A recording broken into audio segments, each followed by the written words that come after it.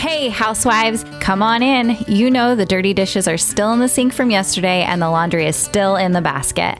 Pop your AirPods in and make yourself at home here. I'm Tracy. I'm Tori. And we are your Unlikely Housewives. Stepping out in faith and believing that God calls the unlikely, we are here to show you the appreciation and validation you deserve, lead you to authentic relationships, and release you of believing the cultural lies to restore your faith and wellness. Pull up those high-waisted yoga pants, tighten your top knot, and reheat your coffee for the third time. Turn up the volume, and let's go.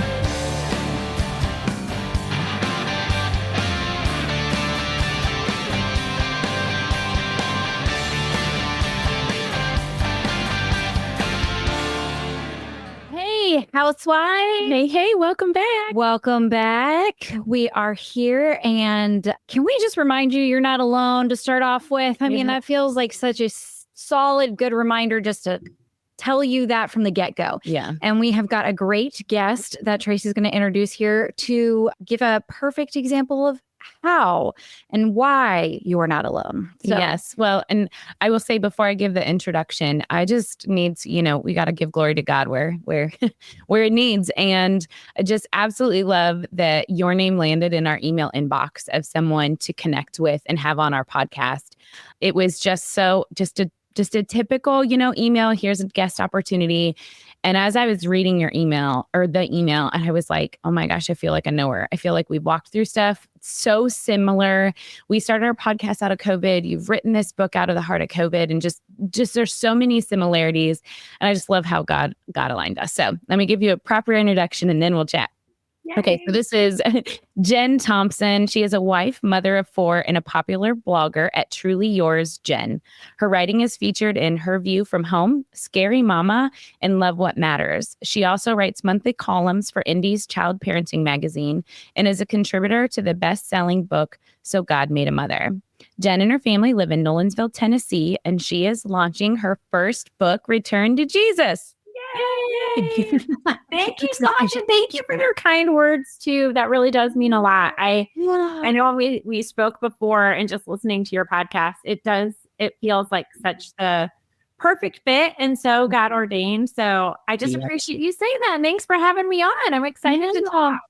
Yes, well, welcome. And let's start with we can go all the way back. Just I guess first give us the version of you, married, children.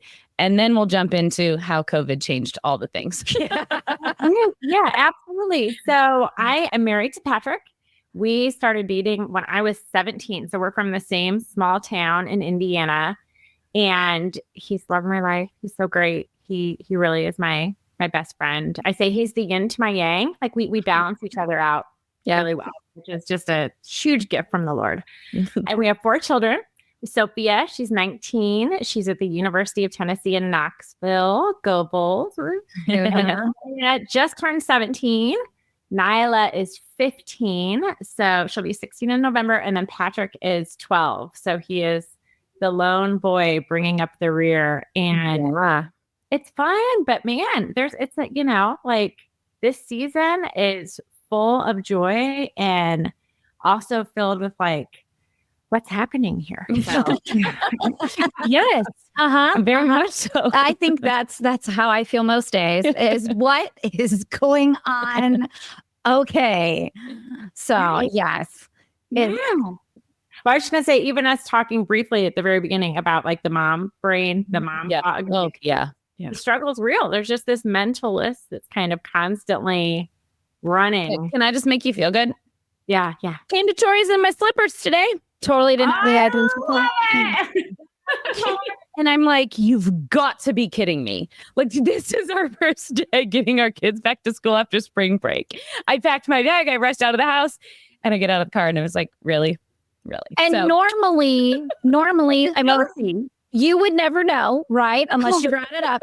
However, we do have a doctor and a physician's assistant coming in to in studio later today.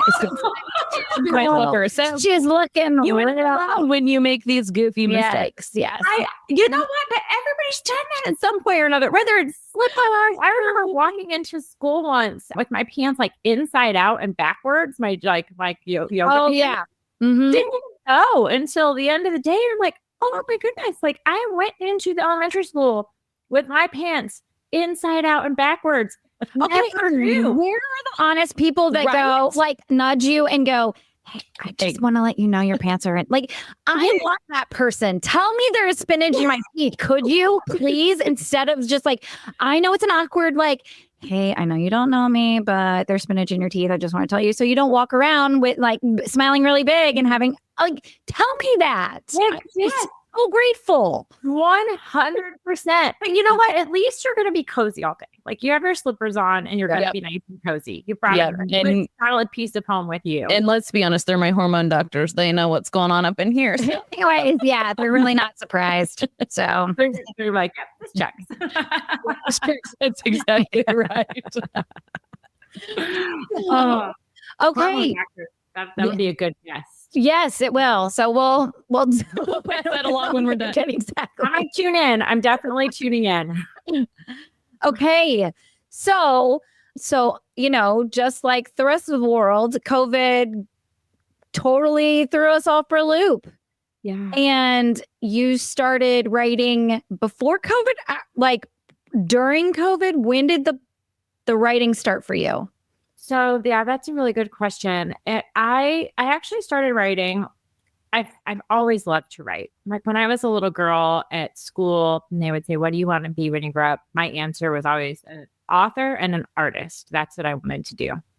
And I remember, it's kind of funny because I think of this even just being a grown up now in response to what children want to do when they grow up. Because sometimes it was like, "Oh, that's great." But I feel like a lot of times it was like, "Well, you can't really do much with like an author and an artist." And, so how do you guarantee that's an income? Like, where's the paycheck in that? Yeah. Right. That's not a very 9-to-5 seeming sustainable career, but it's just always been there. It's always been in my heart. And I've been blogging for a really long time. But when I turned 37, I set a goal by the time I was 40, I was going to be a published writer in some capacity. And the Lord just kept putting people in front of me. It's like once I said, "Lord, I really want to do this," it was incredible. The doors that just kind of opened on their own. It was really such a gift. So then I started writing for parenting publications, and then this dream to write a book just really started to grow. But it was COVID time when everything had kind of shut down and slowed down, and all of a sudden we're all at home.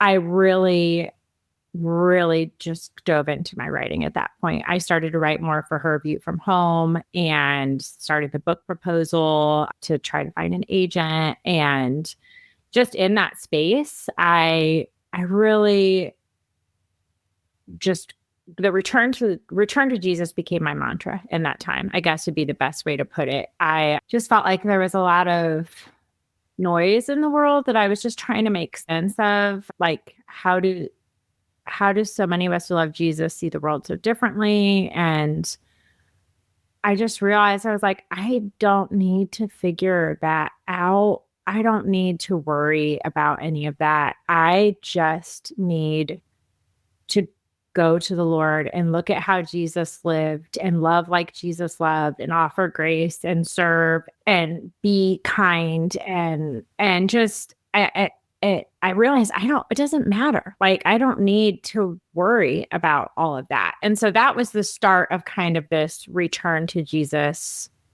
mantra for me. And then when everything started up again, so we kept our kids online for a year because 3 out of our 4 had asthma and other lung issues. And we really, it was really a sweet time for us. Like, we traveled to our family home in Michigan and quite a bit. We have a family cottage there. We spent a lot of time there. We just did some really cool stuff. But then when everything started up and they went back to school, I found we went from like 100 to 0 to back to 100. Mm-hmm.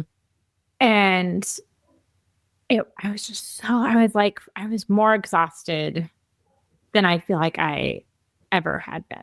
So then the mantra switched, the return to Jesus mantra, I was still there. Like I practiced learning rhythms and habits to connect with him. But now it was, how do I connect with the Lord in this crazy, busy season we find ourselves in? And then it was really just looking at how to connect with him, how to abide with him. And what does that look like for me? So just learning how to return to the Lord through all of it, whether stuck at home or out and about or whatever it may be. I just need Jesus. I need Jesus. Mm-hmm. Amen. That's a podcast. Yeah. Yeah, so good. So tell us, I know you have your book. Show it off. Right? March is in the mail. It's coming. And tell us a little bit of how you have shared personal stories just to really be relatable to the readers. And then you've given tips on how for people to find their rhythms, correct? Yes, absolutely. So the book is titled Return to Jesus, an invitation to abide with him in every beautiful, stressful, or tedious moment, because there are lots of those, right? We can have joy and sorrow and stress and all of the things happening simultaneously. So I am very passionate about being authentic and coming into every space I enter just as I am. And so this book, there are some stories that were not easy to tell. There were some stories just of things that I had struggled, like personal struggles, mom guilt, lots of mom guilt stories in there. But the main heart of this is just in addition to sharing what the Lord has done in my life, is also recognizing that we all have unique walks. We all have different backgrounds. We have different family units. We have different personalities.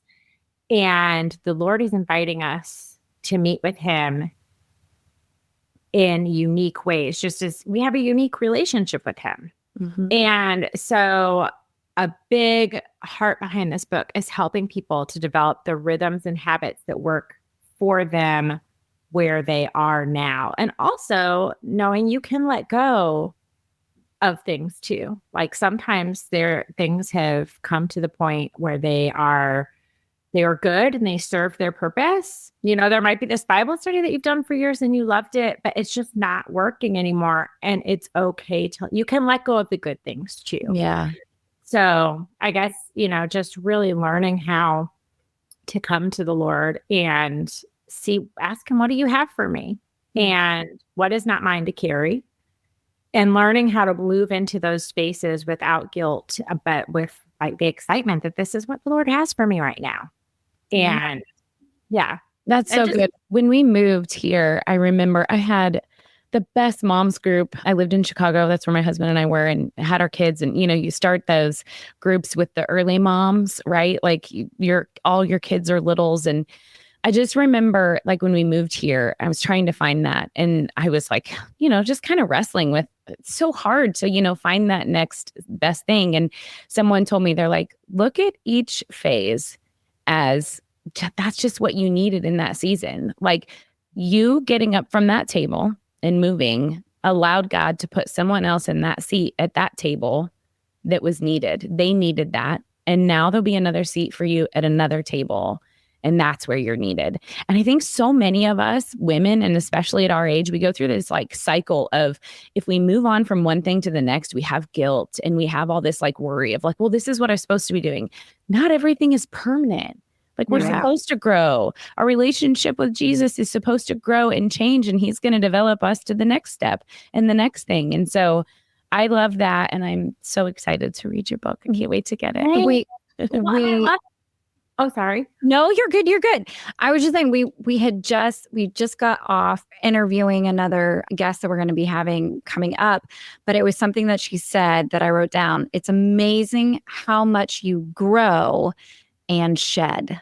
Like things have to be let go. And like you can't keep it all. Like, one of my favorite images is the Jesus with, asking the little child for the teddy bear that the kid is holding on so tight. And he's got the big, huge teddy bear behind his back. Like you don't have hands. If your hands are not empty, you can't receive anything else that God has for you.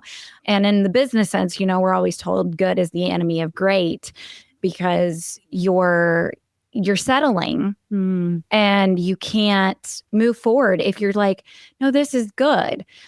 Well, yeah, it is good, but you're comfortable and good. And comfortable is fine. It's okay. And we're told to be content. And there's a season for that. But then there's also the season of where because God's called us to be transformed through him.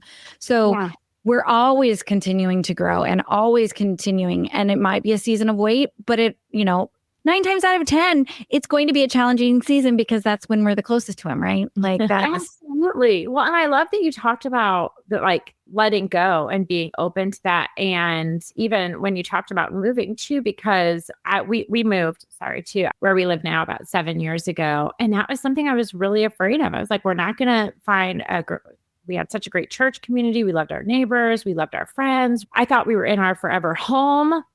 And I just remember I just was holding so tightly and feeling like there could never be anything as good on the other side. And then once it's that letting go and that release and opening the hands, it's like, oh, wait, no, my heart just grew. There are more friends and there's another wonderful church and there are other ministries. And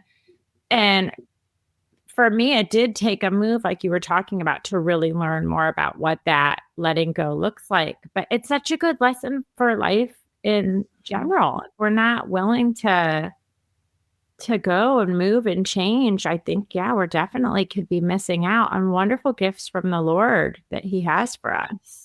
It's not easy. It's definitely no. And exactly. And your face said it all right there. No, it is not easy. It is literally, hey, trust me, jump off this cliff.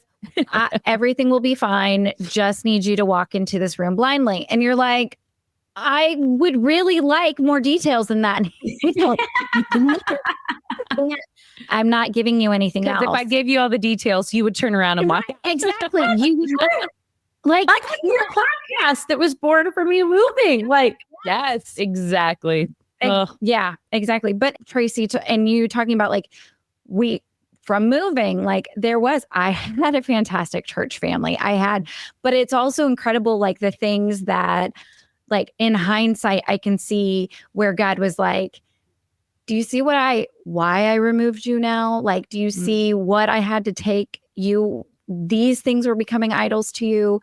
These things, did you not realize that your marriage was falling apart? Did you not you thought all of these things were just great? And I'm like, oh, thank God you moved me. I cannot.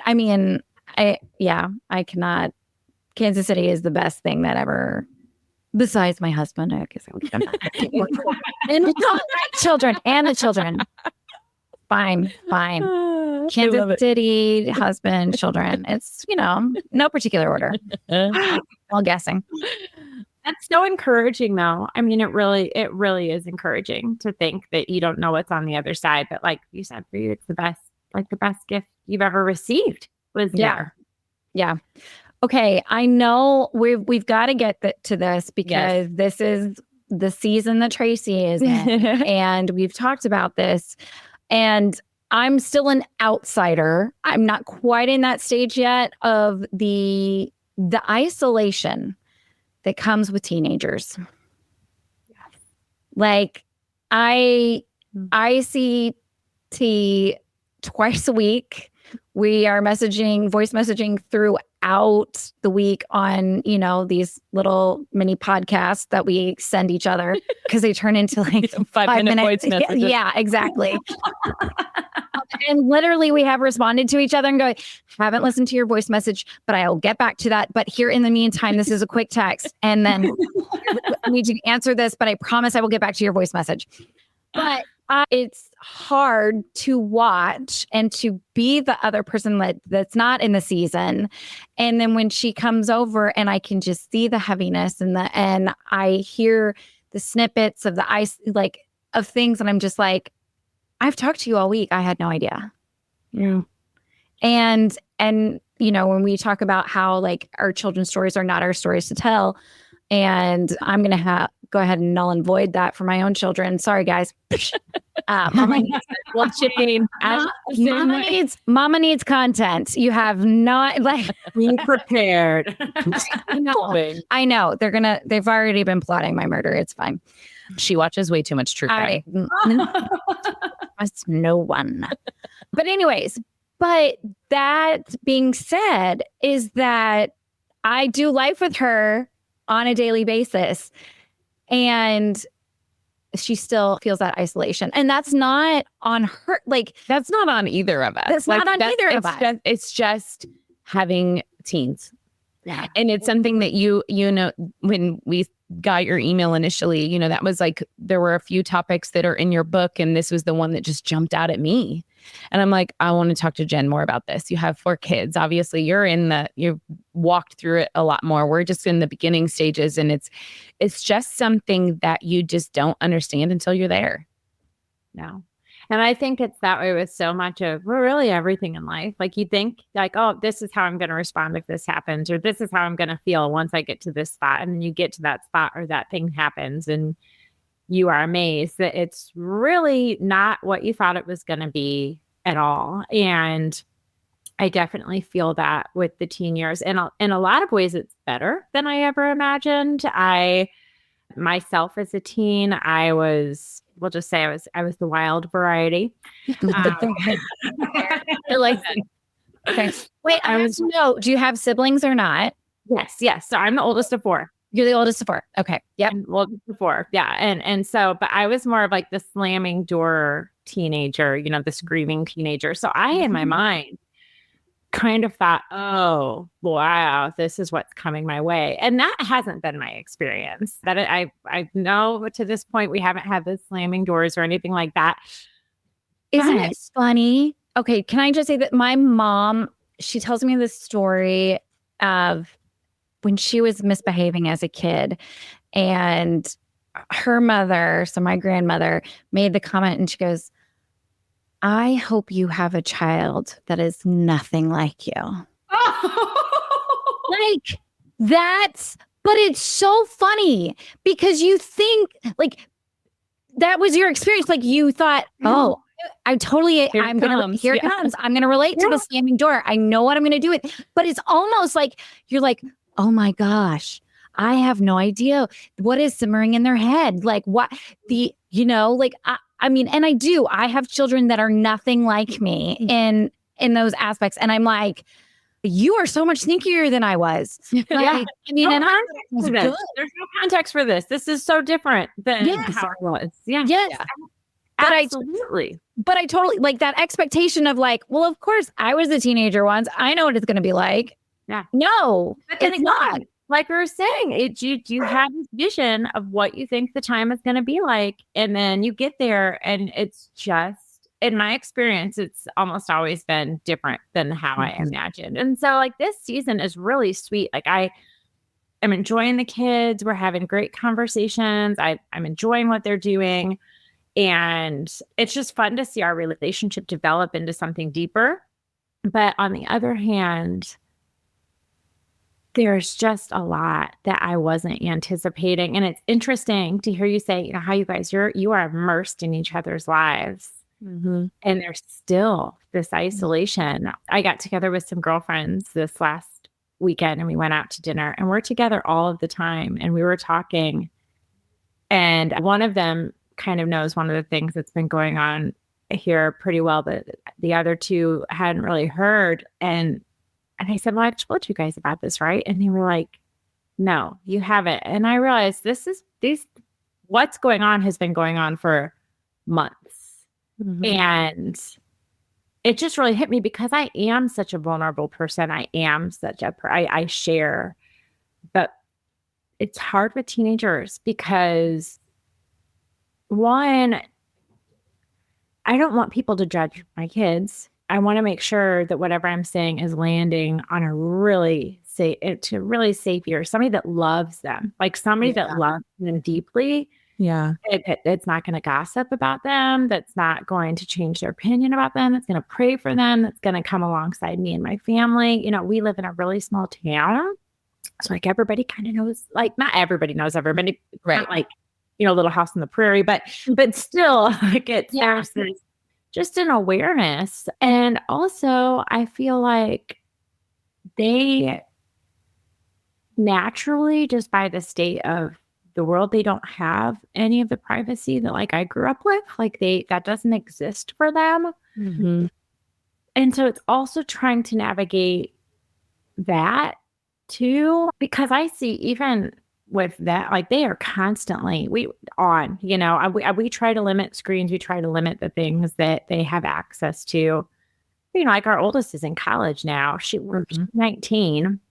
She has like pretty much anything that she wants, like social media wise. And it's just so consuming. So I feel like they already are just kind of on all of the time and on. And so I'm just very aware of that too. There are just a lot of things I was not anticipating. And it's much more joyful than I was imagining. And it's much harder. Yeah. I could totally agree with that. And I would say too, like, I feel like God has prepared me, like without even knowing, for this season, like getting closer to him. Like I did the Bible in a year last year. I'm doing it again this year, but it was the first time I'd ever read through the whole Bible. And the year before, so like 3 years ago, I was really just wrestling with social media and the job I was, doing, and this podcast, and, like going, okay, what does my landscape look like for my life? Because I'm and at that time, it was like in 3 years, I'm be full blown into the teen years, and it's like all the preparation he's done for me and how close I am to him now and what that relationship means to me has allowed me to lean into him in this hard season. And so I do think that that's like something that I can appreciate more of, and so thankful that I have that. But I think it's so funny. We did this episode and this conversation actually just kind of started. I didn't even realize it. So that's what I want to say. Like, I didn't even know I was isolating, right? Mm-hmm. Like, I don't have shame about anything. And you just said it though. It's the protection, not of just yourself, but of someone else. It's the protection of your kids' hearts and their minds and what they're going through. And I think that it's just something that you're working on. And I know my husband and I, praise God that we have been able to communicate through things, and we don't always see eye to eye, and you got to get to the other perspective, because once the other perspective opens up, then it allows you to go, okay, I need to look at that too, and have these conversations, because it's so important to have that foundation and be on the same page as you're going through these things. But again, like just conversing about this is really how it got out of like, I'm not intentionally sharing with someone that I'm so close to, but it really is just a part of being a parent of teens. It is. And it's so different because when they're little, you can kind of broadcast everything. When they're little, you go onto the mommy chat groups, or you go to MOPS, or you go onto, social media, whatever. You're texting your friends. You're like, this happened to my kid. What do I do? Or what do I do about this? And it's kind of like everything is just out there, and it's okay that it's out there, because it's kind of like, I guess, a more of a generic situation than, right? This is a very specific thing. Right. Like, who hasn't dropped their baby on their head? I mean, right? I mean, you message your friends going, oh my God, I just dropped the baby.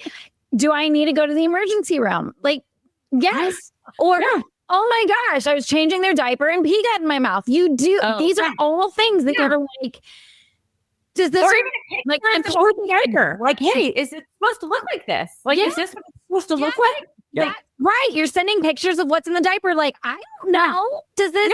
Yes. But those are. Can I stop and tell a story really quickly? Yes. This is a good one. So I won't say names or anything, but I will just to say that I so happened to have been really proud of my first child when he pooped in the potty, and I took a picture, and in my phone is husband, so HU, and I went to HU and hit send, and it was not my husband. And I called my husband and I was like, oh my gosh, I just text a picture of my son's poop to so-and-so. And he was like, and then I was like, oh my gosh, I didn't send any text. They think it's my poop.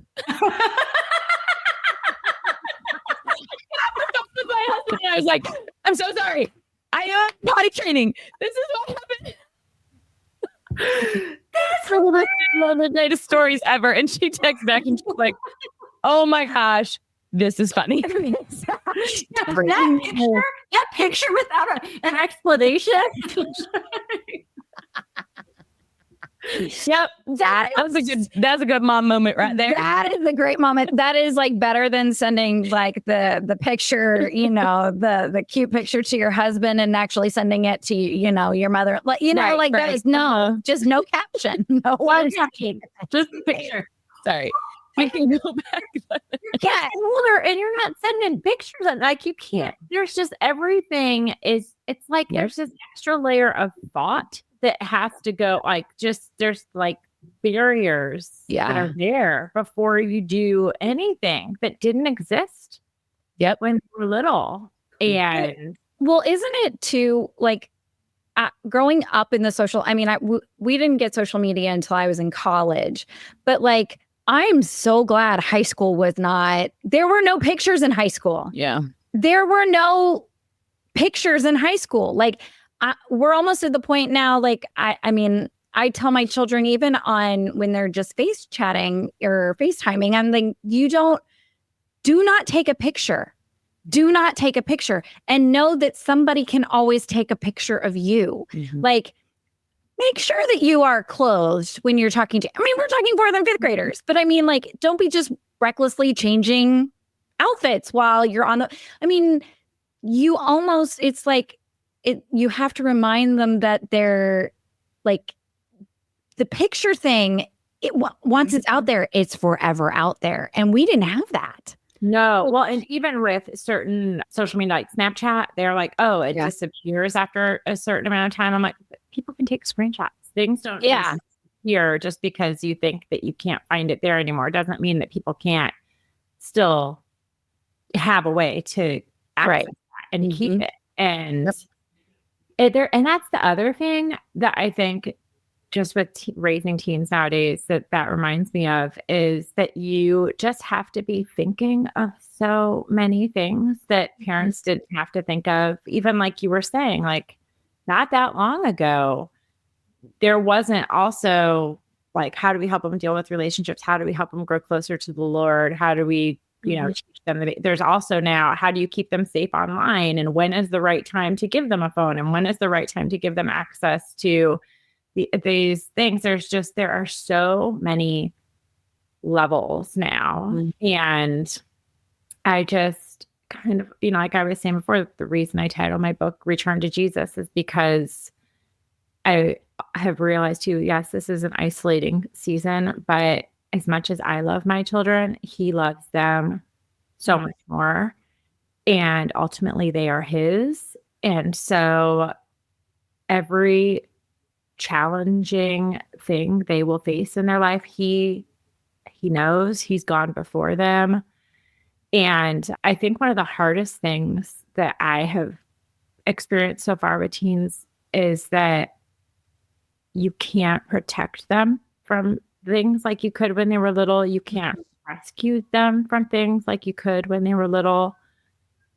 They have hard things happening to them, and it's part of their story.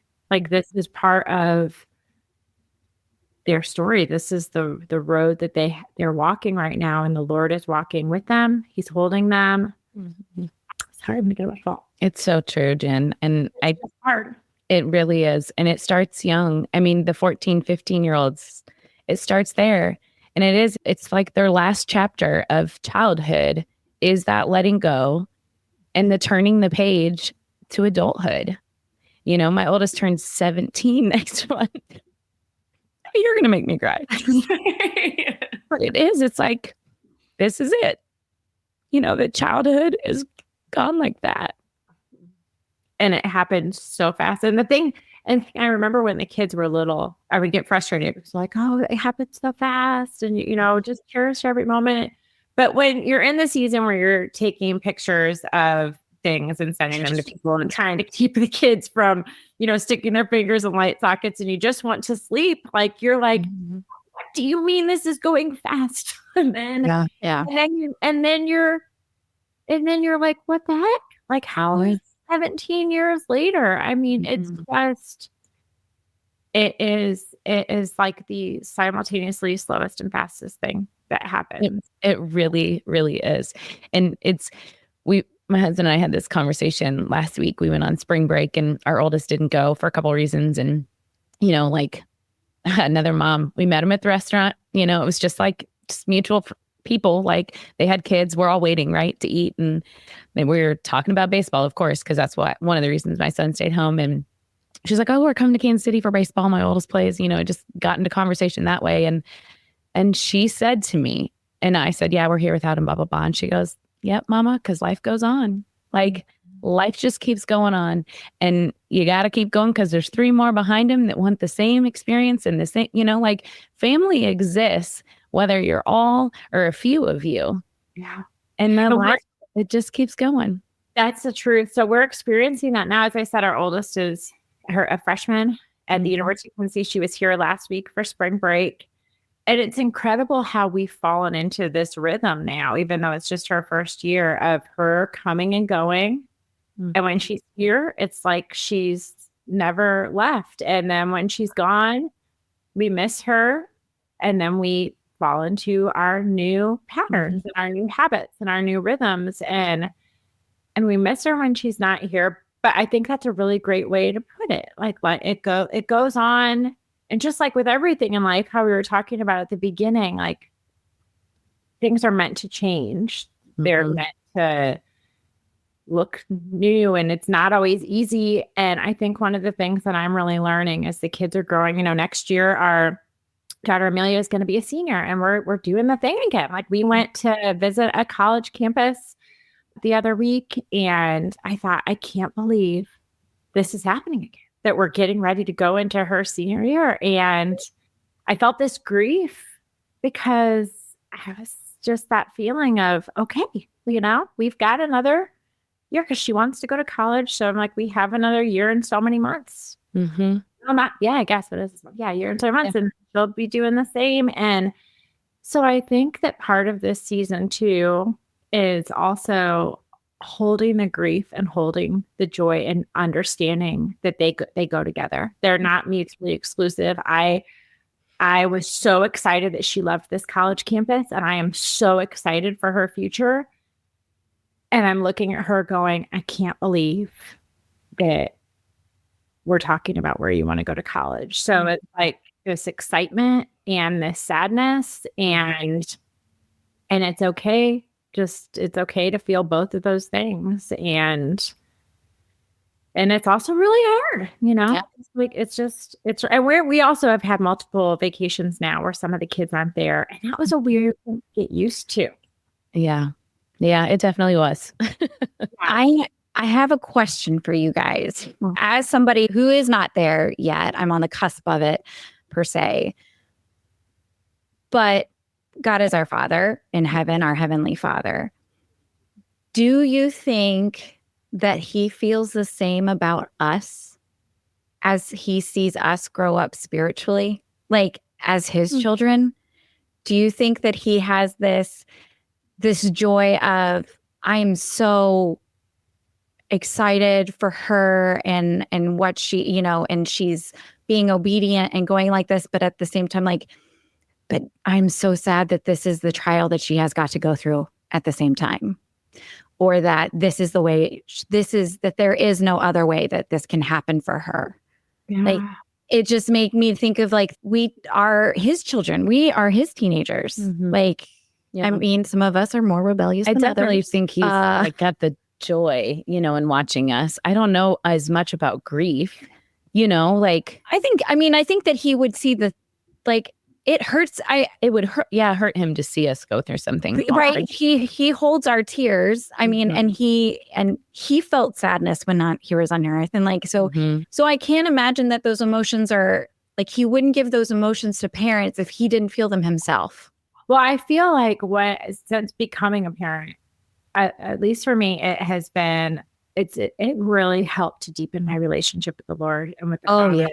I have that. And it's like, oh my goodness, if I love my children this much, how much does he love me? And the fact that he sent his son to die, and just, it kind of is just like, just blew up like my mind, like just spiritually, like what? So I'm so grateful that we get to participate in creation, because I do feel like it gives us a glimpse into our Father's heart and the love, like a fraction of the love that he has for us. And so, like, I'm thinking, even as you asked that question about when Jesus was here, I mean, Jesus wept, even though he knew, like, one of my favorite verses is just Jesus wept. And even though he knew he was going to raise Lazarus from the dead, like, he knew how that story was going to end. He still cried for his friends because of the compassion he had for them. So I've never thought of that. Like, I've never thought of that, but I love thinking of that like, he's rejoicing with us and he's grieving with us. I think it makes sense, because that's how we feel about our children when we're experiencing things. So, I mean, and it's like, he knows the outcome. And that's what I try to remind myself with the kids over and over when we're facing a hard thing. In addition to, like, this is their story, I need to be with them and for them and here for them and let them know that I'm praying for them and love them. But this is the road that they're going through right now. But just to think, like, God is holding them through that, and he works everything out for his good and his glory. So even though we can't see where this is going to end, I don't know where this road is going to end, I can trust. I can trust that he knows and he is for them. And he loves them. And he's grieving for that. I've never thought about that. And he's grieving alongside them. I mean, I think that's a really beautiful image. Yeah.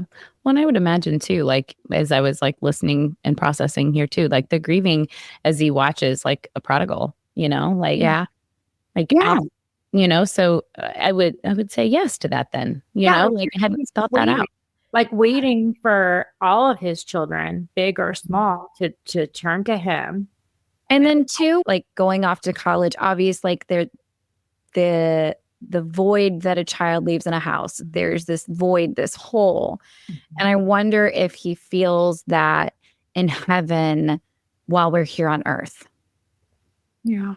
Like, because he so badly, like, he so wants us. I want to be close with you. He continually pursues us. He continually just brings, I want you closer. I love you. I need you, I want you. You're chosen. You are mine. And then, so I wonder if he gets it backwards almost. Like, it's as if we are off at college here on earth, and then we come home to heaven. Oh, I like that. Like we're all away right now, but we're home. Right. And we call home when it's convenient for us, and we call, hey Dad, I'm okay. We're good. Can I have $5? And that is actually so true. Because I think about my daughter in college right now, and she'll call us to talk to, but a lot, she definitely will call when she run out of money. Yeah, definitely will. And if she's struggling, like one of the things I'm so grateful for is we're very close, and she does call my husband and I, and she tells us everything. She's very, very open. She's very honest. I just thank the Lord for that, because she will tell us everything. The calls are like maybe something really bad has happened or need money, but there's not as many calls about like the good stuff that's going on all the time. I mean, we get those calls, the updates, but you're not getting. That's how I can be with God sometimes, like forgetting to abide with him in everything, the good. It's more like, this is help. help. Yep. Right. It's oh my gosh, thank you so much for giving me my cart to my parents. Like that, like I didn't have to pay, like, but I never said thank you. Like, you know what I mean? I just call, I'm like, Dad, can you please pay for the oil change? Or I have a flat tire. Like, you just call. It's like we have to remember to like talk to God, and I mean throughout the day, you know, pray without ceasing. But the matter of just like call home to tell him the good thing. Like, he knows. It's not like he doesn't know. We're not telling him anything he doesn't know anyways. But I mean, like, and as parents, half the time we know what our kids are going to say anyways, because we've already heard it from another parent or whatever, you know, like the parents are like, hey, congratulations, your kid made the honor roll. I'm like, cool, that came out like a week ago. My child didn't tell me at all. Like, you know, like those you learn secondhand. And but anyways, that was just imagery that came to me. So but interesting. I was just thinking on the flip side of that too, like whenever she calls me, whatever it's for, even if it's because she needs money for gas, I am so excited. I see her number flash on my phone and I'm like, like I will drop anything if she calls me, because I just want to hear her voice because I miss her. So if I think just how we're talking about how our relationship with our children being just a fraction of what our relationship with the Lord is like, if I see that excitement when if I feel that when I see her number, like how great, like how excited is the Lord when we are going to him and abiding with him and resting with him and giving everything to him. Like I can't even fathom, like I can't fathom if that's how I feel. I can't fathom, you know? Yeah. Such a beautiful imagery. Good job using your creative bubble there. We also say copyright on like the Housewives. Nobody can write a book on that. So that is my church. Like I will. You're right. Just have it right now. I was here for it. I saw it. Yeah, 4757. This is Tori's book. Got it. Trademark, copyright. And you know what, Jen? She ain't writing that till she's been a parent of teens. No. Absolutely no. And you know what? It would be an audio book first. It would be backwards. I would make an audio book and then I would have somebody transcribe it because I wouldn't write it. It's so much easier for me to talk. So there you go. And everybody loves an audiobook. So that's actually a great idea. Yeah. That's true. That's why podcasts are so popular. It is true. Because it's that like, this is part of the whole, everybody's too busy to sit down and read a book. Yes. You know, but we're going to read this one. Yes. Yeah. I sure appreciate that because and that was the reality. Everybody is so busy. I mean, I feel like, and I know I catch myself doing it all the time. Like a friend will be like, hey, how are you? And I just start to list off everything I'm doing or everything that's going on. Oh, I'm good. Well, I've got to do this and this and this and this. And it's like, well, I don't think that actually answers the question, how are you? But we're just, at least for me, so distracted, so busy, just running from here to there. And it's hard not to, because that's that's the world we live in right now is that. And obviously we want to participate in it, but it's just learning, like, what are the boundaries? What do we say yes to? What do we say no to? How do we develop the rhythms and habits? And how do we develop those with our children and our families and our teenagers too? Which is also something I'm very passionate about, is trying to understand where they are and trying to develop rhythms and habits that work for them and us together, and not trying to make it maybe the same as when they were 5, because they're not 5 anymore. So, singing putting in the Bible CD in the car, they're not going to want to listen to that anymore. Like, sorry, maybe other people's kids do, but mine, no. Like, no, yeah. And it's so true. Like that season, this season has actually been really difficult to find that rhythm, having a teenager to a 10-year-old, like in just the in between, like everybody's just in different like learning seasons and relationship with the Lord seasons. And, it does look different. And I mean, man, was it easy just to drive in the minivan and put on VeggieTales, and they all 4 had headphones and they'd be singing in the back together, or even before bed, just the story time and prayer time, because everybody had the same bedtime. Like when that season ends, it's just felt like chaos. I mean, mama goes to bed before most of the kids go to bed now. So I'm like, I hope you're doing what you're supposed to before bed because I'm out. Yeah. Well, and then they walk into, so like last night, our daughter babysat for some good friends of ours, and she got in, I think, at 10:30, and my husband and I were already in bed, and she came in and she wanted to talk to us about like what, and I was like, I'm sorry, like I really do care, but I can't wake up to talk about the babysitting right now. I felt kind of bad because but then there's also learning like there's a difference between if somebody's coming in and they really need to talk about something, you know, Right. and they have to like something's going on versus telling a sweet story about something. But yeah, so often. Like, I wish I'd wish my children wanted to talk more between the hours of like maybe 6 to 7:30. Instead, they want to talk like as we're tucking into bed, and then they want to ask all the questions and you know, like really, what would happen if such and such? And I'm like, I love you, but I'm tired, and I'm going like, can we have this? Let's move this conversation next time to 6:30 instead of Good luck. Yeah, it's not going to happen. I know. It has to be at the end of the day. Yep. I know. I'm like, you want to see me? I'll be in my chair at 5:30 in the morning. Come find me then. It'll be great. We'll talk. Yeah. No, I'm not there either. It's real. I mean, the chaos we're saying, and everybody's kind of running from here to there, and they're in different seasons. And we talk about from 17 to 10. I mean, that's a lot. That's a big what's happening in between there. That's different. Well, I love how your book is designed to be the relatable story. Like, you're not alone.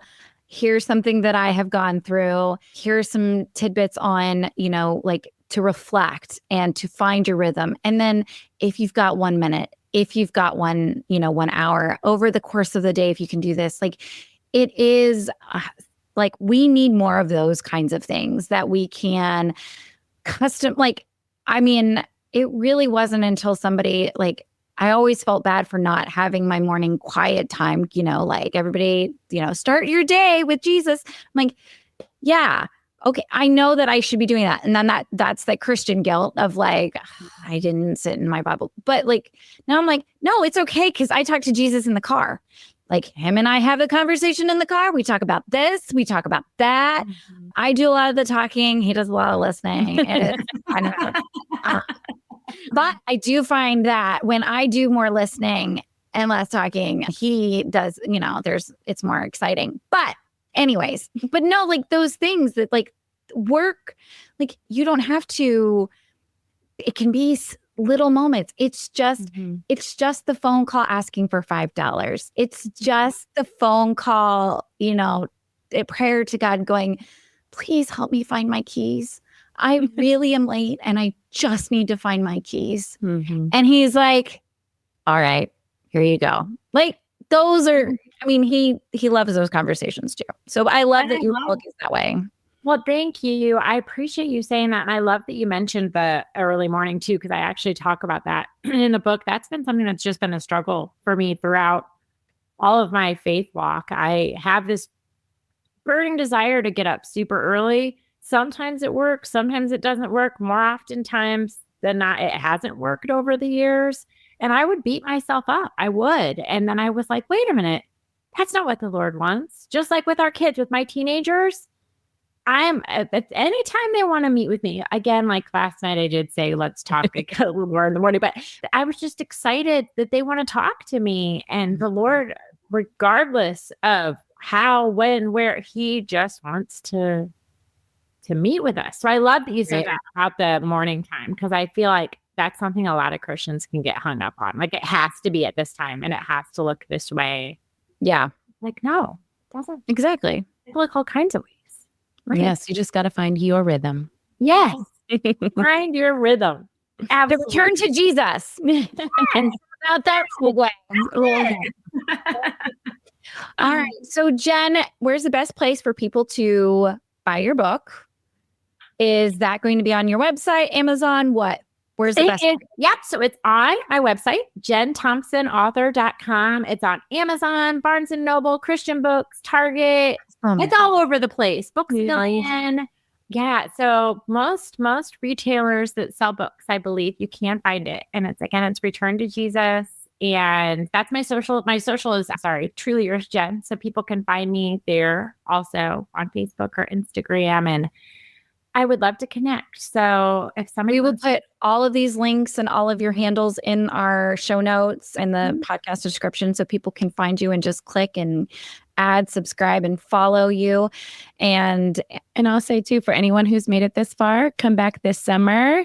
Jen's going to be a guest again with us for another episode. Yes. I'm so excited. Yes. Well, we love having you, Jen. And it's been such a delight to cover your book and talk about teens, cry together, laugh together. Yes. This is the best. It's been a real joy. And I just want to say thank you so much for having me into your beautiful space. And just thank you for just this topic too. It's very near and dear to my heart, finding the rhythms and habits, but also specifically just the isolation of the teenage years. And just to any parent that feels alone, just to know that you're not alone. Like the Lord is with you. The Lord is with your children. And just like with everything, I guess just praying to find, is there somebody that you can talk to about this? Is there a trusted friend? Is there somebody that you can go to in addition to your spouse? Because it is an isolating season. And so it's just a real feeling that exists. And I just really appreciate you allowing me to come here and talk about that. So thank you. Yes. Well, thank you. Our pleasure. So with that, housewives, until next time, housewives. bye. Whether we made you laugh or cry today, we pray you feel appreciated, bolder and braver than yesterday, stronger and more faithful for tomorrow, and living in who you were made to be today. Join our online community on Facebook, link in the show notes, and be sure to review and subscribe on Apple Podcasts or wherever you enjoy listening. Until next time, housewives, we give you permission to walk confidently, free, and to be intentional in your slippers or stilettos.